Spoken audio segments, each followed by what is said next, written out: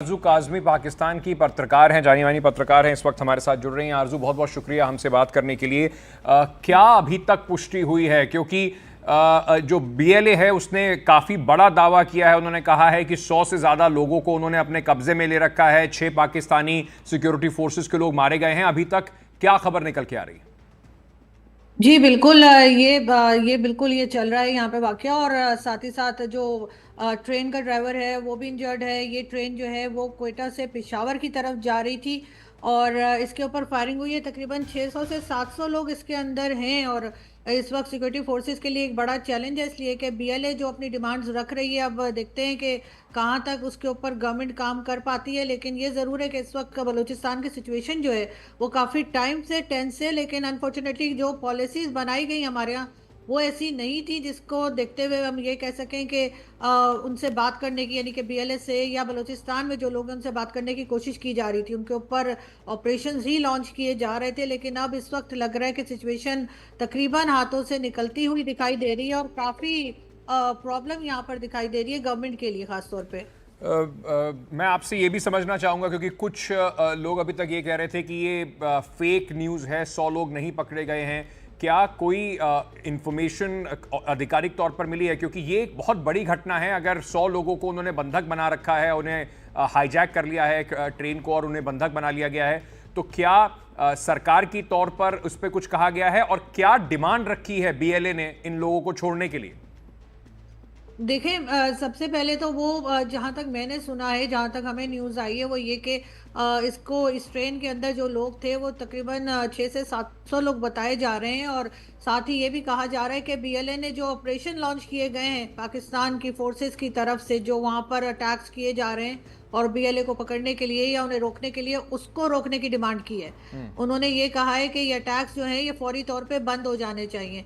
इससे पहले भी आपने देखा होगा कि बलूचिस्तान के लोग अक्सर इस्लामाबाद भी आया करते हैं और यहाँ के वो प्रोटेस्ट करते हैं। जो मिसिंग पर्सनस का इशू है वहाँ पर, वो एक बहुत बड़ा प्रॉब्लम है और जिसके ऊपर गवर्नमेंट कोई खास तरीके से उस चीज़ को हैंडल नहीं कर पा रही। वो कई बार कह चुके हैं वो लोग कि जी आप हमें बता दीजिए, अगर किसी ने कोई गलत काम किया है और आप उन्हें उठाकर ले गए हैं तो हमें ये तो बताया जाए कि वो जिंदा है या वो जिंदा नहीं है, वो लोग कहाँ हैं। उसके लिए बलूचिस्तान से बहुत बार लोग इस्लामाबाद आते हैं और इस्लामाबाद प्रेस क्लब के बाहर वो प्रोटेस्ट भी करते हैं। लेकिन अनफॉर्चुनेटली उनकी बात नहीं सुनी जाती और बीएलए को मैं हरगिज़ सपोर्ट नहीं करती। जो कुछ वो कर रहे हैं वो गलत कर रहे हैं, लेकिन गवर्नमेंट को भी अपनी पॉलिसीज़ की तरफ देखना चाहिए।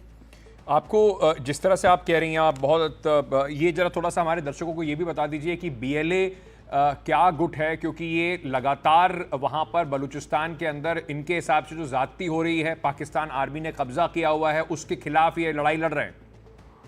जी, बीएलए की जो डिमांड्स हैं वो काफ़ी हद तक ये भी हैं कि वहाँ पर जो गवादर में आप जानते हैं कि सीपीसी का प्रोजेक्ट चल रहा है चाइना को लेकर, वो उससे भी नाराज़ हैं। उसके साथ साथ मिसिंग पर्सनस का इशू बहुत ज़्यादा है बलूचिस्तान में और वो हर दूसरे दिन ही हम लोग देखते हैं कि कुछ लोग जो हैं वो वहाँ से एजेंसीज के लोग ले जाते हैं या कहाँ चले जाते हैं, वो गायब होते जा रहे हैं। उसके लिए प्रोटेस्ट चल रहा है और कई तरह की डिमांड्स। उनका ख्याल है कि चाइना जो है वो उनके जो रिसोर्सेज हैं उसके ऊपर चाइना कब्जा करता जा रहा है। और कई तरह की डिमांड जो बलूचिस्तान के लोगों की हैं वो है, इससे पहले आपने शायद देखा होगा मौलाना फजलुर रहमान जो हमारे पॉलिटिशियन हैं और बहुत प्रोमिनेंट पॉलिटिशियन है, उनका कहना था कि 5 से 7 डिस्ट्रिक्ट ऐसी हैं बलूचिस्तान की जो कि अलहदा होना चाहते हैं पाकिस्तान से। और इतने स्ट्रांगली उनकी जो उनका काम चल रहा है कि अगर उन्होंने यूनाइटेड नेशन में जाकर अगर उन्होंने किसी किस्म की डिमांड की तो हो सकता है कि उनकी बात जो है वो सुनी जाए।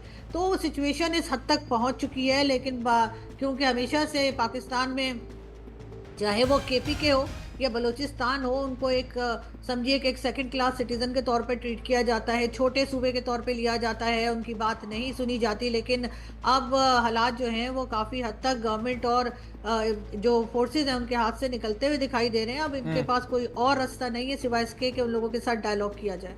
तो जैसे आप बता रही हैं कि पेशावर से क्वेटा के बीच में ये ट्रेन चल रही थी, क्वेटा से पेशावर की तरफ जा रही थी, तो क्या अभी तक कुछ ये बात तस्दीक हो पाई है कि जिन लोगों को कम से कम जो बलूचिस्तान लिबरेशन आर्मी के लोग कह रहे हैं कि वो फौजी हैं, सिक्योरिटी फोर्सेस से जुड़े हुए हैं, सिर्फ उन्हीं को उन्होंने बंधक बनाया है, बाकी लोगों को जाने दिया है? ट्रेन अभी कहाँ पर है, क्या इसके बारे में कोई जानकारी आई है? देखिए, ट्रेन को मच के एरिया में रोका गया था। मच के एरिया में जो बलूचिस्तान का इलाका है वहां पर फायरिंग करके और ड्राइवर को जख्मी किया गया था और ट्रेन को रोक लिया गया था। कितने लोग उन्होंने अभी तक किडनैप किए हैं या कितने लोगों को बिठा रखा है, वो सिविलियंस हैं या वो फोर्सेस के हैं, ये डिटेल्स अभी तक हमारे पास नहीं आई हैं। लेकिन ये ज़रूर है कि वहां पर इस वक्त जो सिचुएशन है वो काफ़ी टेंस है। क्या आर्मी की तरफ से कुछ इस पर कहा गया है? क्या कोई ऑपरेशन लॉन्च किया जा रहा है बाकी लोगों को सुरक्षित निकालने के लिए? उस पर कुछ अभी जानकारी आई है? अभी तक कुछ कहा नहीं गया है। अभी तक सिर्फ ये न्यूज़ जो है वो टीवी चैनल्स पे और दूसरी जगह दी गई है कि ये सब कुछ हुआ है, लेकिन उसको रोकने के लिए या उसको हैंडल करने के लिए क्या किया जा रहा है, ये अभी तक तो ना तो फोर्सेस ने बताया है और ना ही गवर्नमेंट की तरफ से कोई स्टेटमेंट आया है। आरजू काज़मी जी, बहुत बहुत शुक्रिया हमारे साथ जुड़ने के लिए।